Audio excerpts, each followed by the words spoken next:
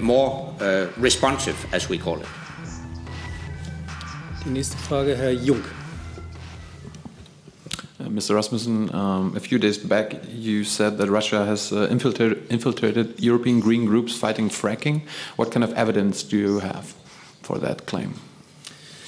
Yeah, as a matter of principle, we never comment on intelligence information, but we have solid evidence that Russia is also active when it comes to infiltration of so-called non-governmental organizations. I do not suggest that's the case for all environmental organizations, of course not.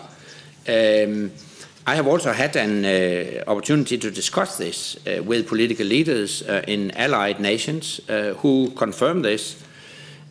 So it's a fact. I've just stated a fact. I'm not engaging in an energy discussion because that's not for the NATO Secretary General to do that. But speaking about energy security in Europe, it is a fact that from a security point of view, it's a problem that European countries are so dependent on imported oil and gas from Russia. And then, of course, it's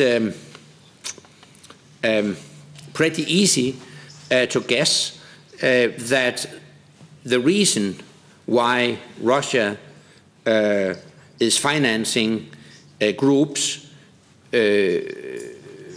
that counter the development of alternative energy sources, the reason is that they want to keep it that way, that European countries are dependent on imported oil and gas from Russia. It's not, it's not complicated science. But I mean, intelligence information is not a fact. If it's a fact, you need to give us evidence that it's that way. Yeah, but as you know,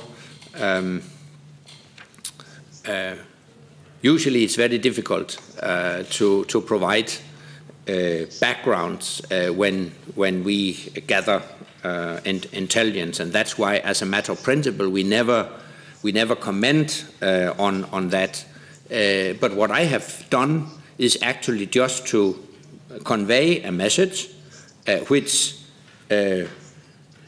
is a fact based on our intelligence, based on information I receive from political leaders in allied nations.